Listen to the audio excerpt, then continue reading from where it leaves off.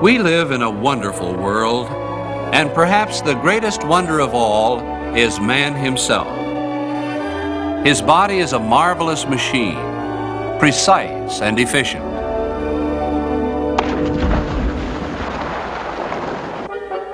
The human body has a dynamic and mobile framework of bone and cartilage, a skeleton, fitted together so perfectly that it puts to shame the finest of man-made structures. For unlike the steel framework of a building, the human skeleton is flexible. It has hinges and joints that were made to move. But in order to cut down harmful friction, such moving parts must be lubricated. Man-made machines are lubricated only by outside sources. But the body lubricates itself by manufacturing a jelly-like fluid in exactly the right amount at every place it is needed. Yes, the body is a wonderful machine. The hand, for example, is perhaps the most useful tool ever designed. It's true, man has made a mechanical hand that can perform such tasks as handling small containers of radioactive material, but that hand cannot perform an operation or paint a picture. The human hand can do all these things and thousands more.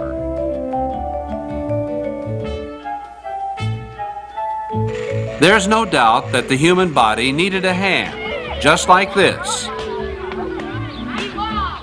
But was the need alone enough to bring it into existence?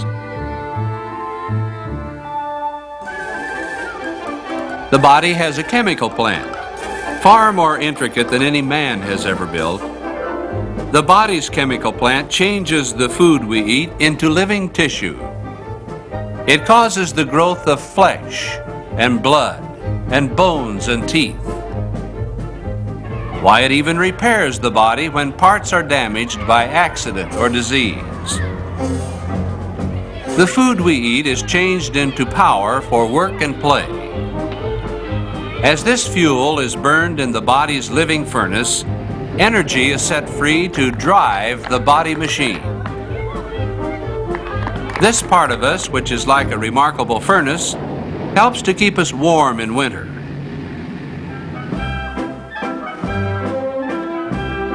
Why, even in freezing weather, our bodies will sometimes actually overheat.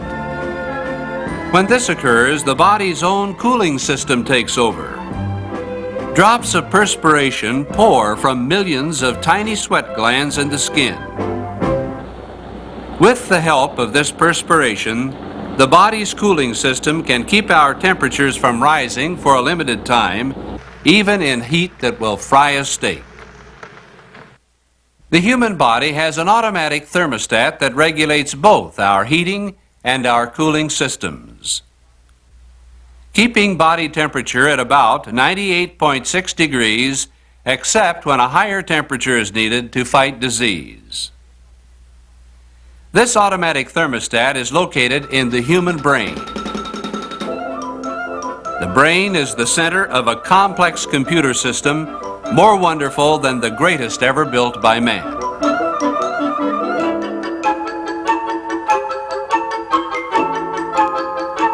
The body's computer system computes and sends throughout the body billions of bits of information. Information that controls our every action, right down to the flicker of an eyelid.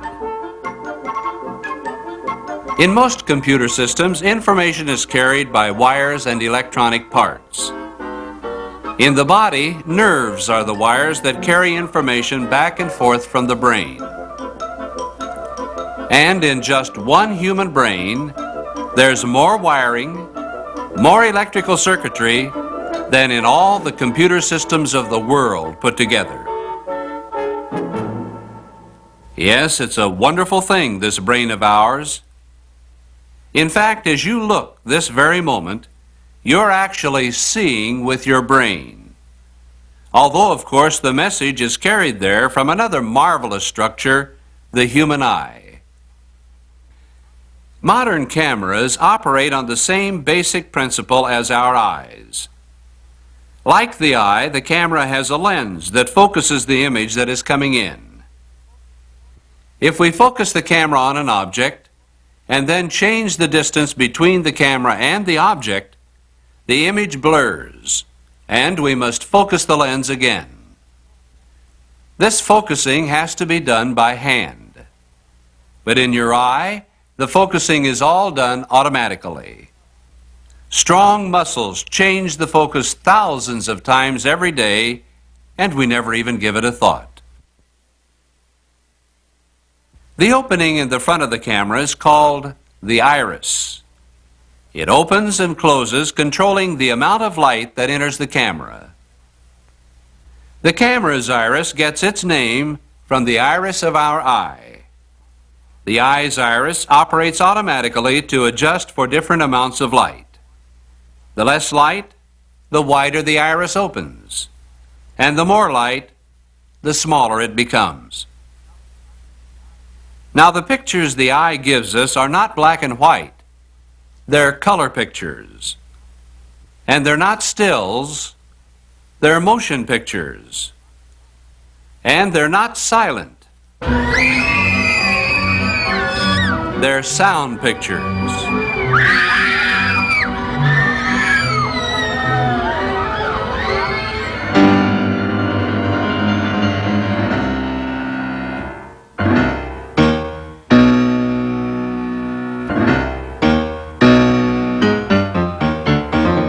Do you realize that the sound you hear is being played again on a perfect little musical instrument inside your ear? The piano is really just producing sound waves. And when these waves reach our brain, we hear the tones. As the keys are struck, felt hammers hit the strings, causing them to vibrate. Each pulsating string sets the air around it vibrating in the same way. These vibrations, or waves in the air, are picked up by the outer ear, go down the auditory canal, and are carried by the bones of the middle ear to the cochlea, which is all rolled up like a tiny seashell. If the cochlea could be stretched out, we would discover an instrument something like the piano. Except it is much more wonderful, for the cochlea has more than 24,000 strings. Now, when a piano is played,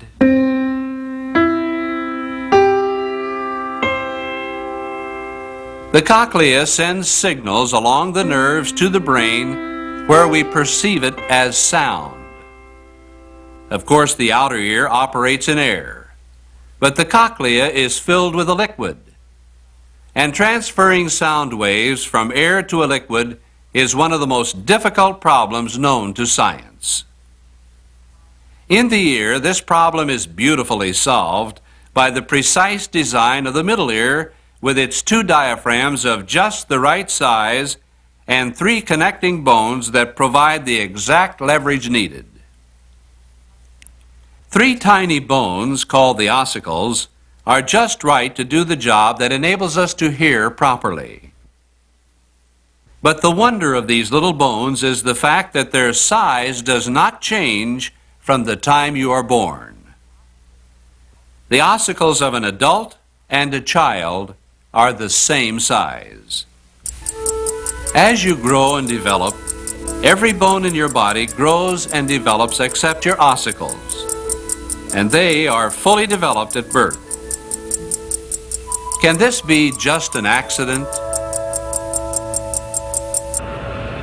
The ear is one of the most efficient sound detectors known to man, capable of hearing the roar of a jet or the rustle of leaves. And with the help of the right instruments, we can even hear the beating of a human heart. The heart actually is a muscular little pump forcing blood through thousands of miles of blood vessels. blood that carries food and oxygen to every part of the body.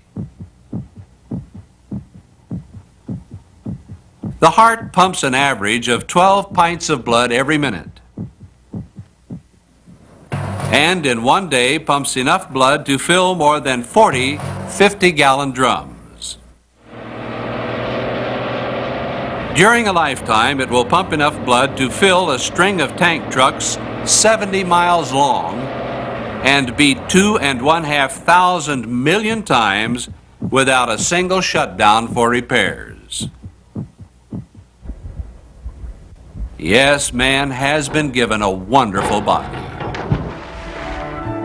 He has a hand, a tool unmatched in usefulness, a tiny musical instrument capable of detecting more than 1,500 different tones, a camera with an automatic focus and light control, a marvelous little pump with an almost endless capacity for work, a built-in computer system, the most complex ever constructed, and supporting the body, a strong but flexible framework of bone and cartilage. Yes, the human body is a wonderful machine, and the wonder of it all raises very important questions. Is it possible for something so complex, so efficiently designed to just happen? Could a watch just happen? Just come together like it is? Well, of course not. We all know that a watchmaker has to be involved. The human body is much more complex than anything ever made by man. Is it the way it is just by accident? No designer? No maker? Think about it.